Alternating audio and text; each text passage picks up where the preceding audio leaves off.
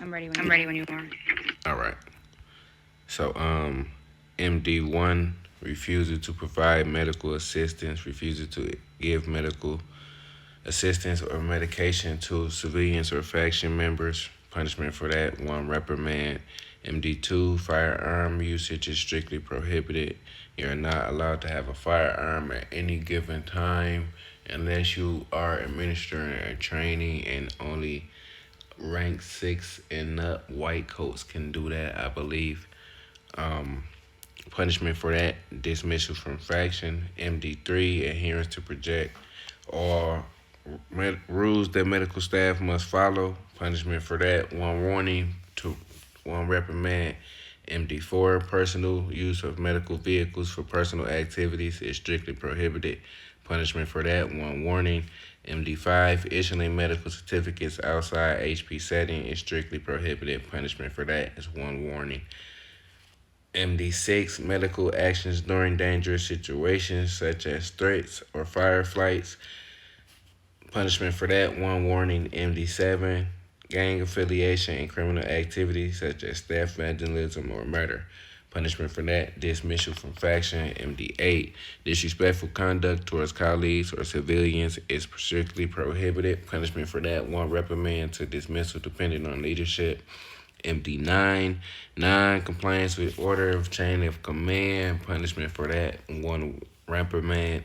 MD10, use of personal vehicles for EMS work. Punishment for that is one warning. MD11, proper role play conduct, role play all duty as medical staff, such as using micros and appropriate interactions. If you're not, punishment for that is one warning. MD12, improper use of taser without RP reason is strictly prohibited. Punishment for that, dismissal from faction.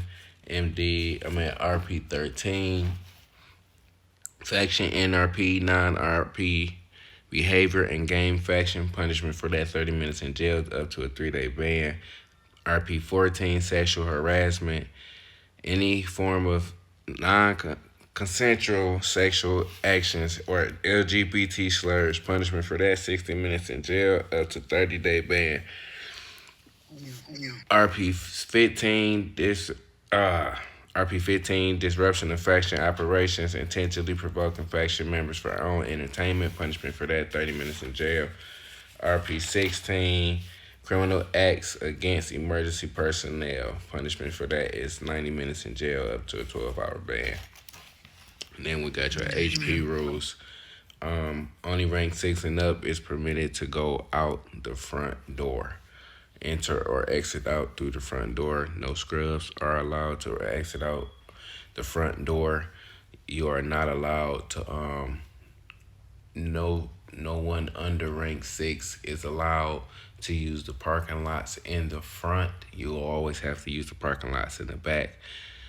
All scrubs must be behind the counter and rank in order from brown to maroon to blue to white to green. Only two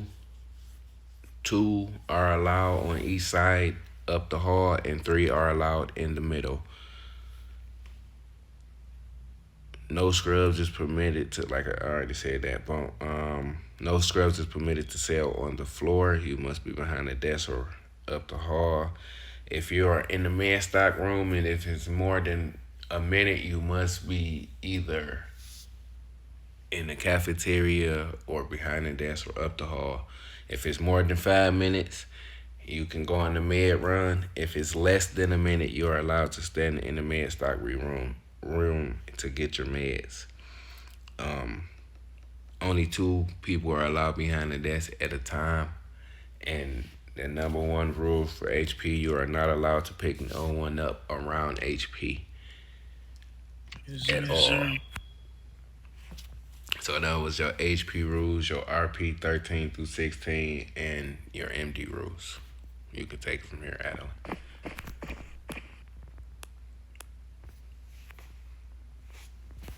All right, I'm just gonna ask you a few questions. And there are no right or wrong answers. So however you answer honestly. Um, if if you seen someone and they need to picked up around HP, What would you do? What would you do? I'll pick them up. Excellent. Excellent. Okay, If you got an an emergency call and you're in your truck doing emergency emergency calls, and and you get there, there's a cop laying there. there's one There's one of your medical team medical team laying there, there, and then the and person then the that person you were that called you were there called to there pick to up, pick who up. would you pick Who up would you pick first? up first?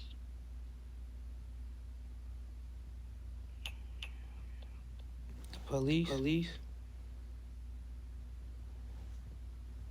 When you get on an on emergency call, you want to pick the person up up that made the that call made the call first. first. Always, because that's the reason why you're there. There's no other reason to be there other than that. If it's a safe call, you can look around. You can pick somebody up without being hurt or killed. Pick up the person that called you there, and then pick up whoever you want after that. Always pick up the person that called you there first. Okay. Another one. If you seen one of your colleagues doing something and you knew it was wrong, and you knew that they could get in trouble for it, how would you handle that situation? Excuse me. Can you repeat that? Yes, sir. Yes, sir. Like if we were standing at the desk up front and I was doing something wrong, and you knew I could get in trouble for it, what would you do to handle that situation? What would your first steps and final steps be to assess the situation and handle it? I'll tell you the right way to do it. That's awesome. And then what if I wouldn't listen and I just kept doing it wrong? Then what would you do? I'll just get it higher up. Awesome. We have a saying here. We call it record and report. Record and report always. Use your body cam. That's the only way to really put in a ticket on somebody, especially somebody that you work with, and they're higher up than you. You know what I'm saying? So you just turn on that body cam after you. I respect the fact that you said you would warn them first and try to show them the right way. I love that.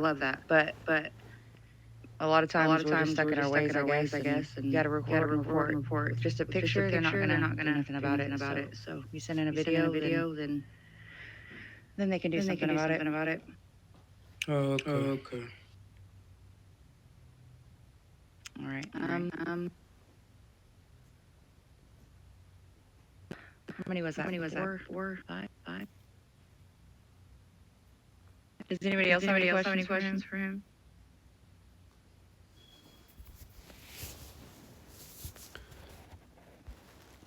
What do you feel like the most important thing about leadership is? Like, how would you describe leadership? Decisions. So the little kids and people that's under you know, like the right way to do it, and they can follow you doing the right thing. So just set a good role model so they can follow you, and then know the right things and the wrong things, and stuff like that.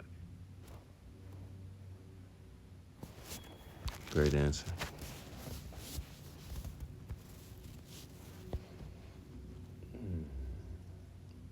Appreciate you. No, you did great. I appreciate that. Hey, boss, I still gotta. I just looked at my fraction, and it said I gotta do like 2 CPR on somebody.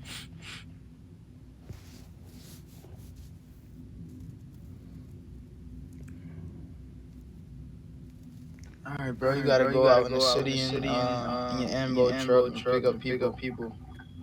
Or respond to the call and just pick people up. Yeah, turn on your emergency mode on. Try to get like a green squad partner too, just in case. Alright.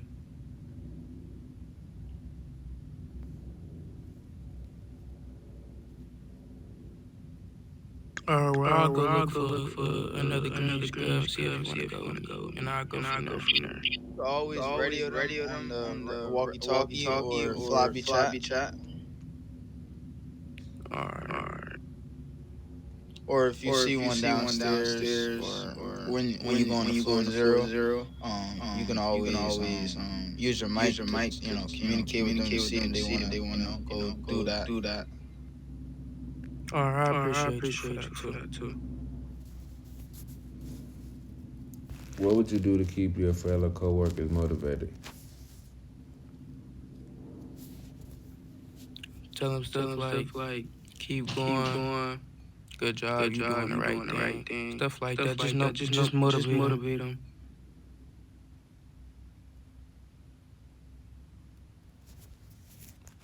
What if they was having a bad day? Talk to them about it. See if you can get through it with them. If they don't want to talk about it, that's fine. Just try to give them a few advice to like get through it. So basically, just be their friend and just let them know you're a listening ear. Yeah, basically. Good answer. That's another good answer too. No, I appreciate it.